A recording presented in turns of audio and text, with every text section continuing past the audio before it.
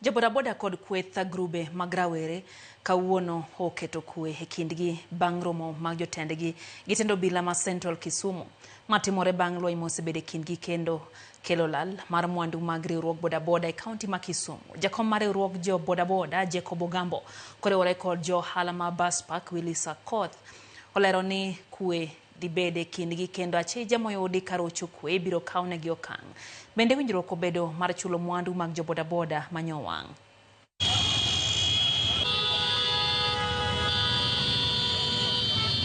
We are declaring peace. Kenya. Our county number 42 is Amani Kisumu. Amani. Wamire thuolo kendo wawachoni washua police na ng'ato ang'ata mobotiyo gi tich gi sector ma bodaboda marach omake mondo face law otere court wan waonge kanyo. In terms of our office, Boya Koth owacho ni dhi manyo resources ong'e kaka odhi yudo mondo office wa oger. Wasemiye budget magikwa manyo kethre ose accept kendo kawo. Wakwayo ni kwee obedi kind ng'ata ng'ata mowinjo ujumbe ni kwee obedi e kindu. Onge wasigu wa jo-Kisumu wate waerre uru. And we have agreed with all the teams here that they go outside there, they talk to their people in those industries they work, in ensuring that they understand what really happened in this meeting so that they can give peace in our great city of Kisumu.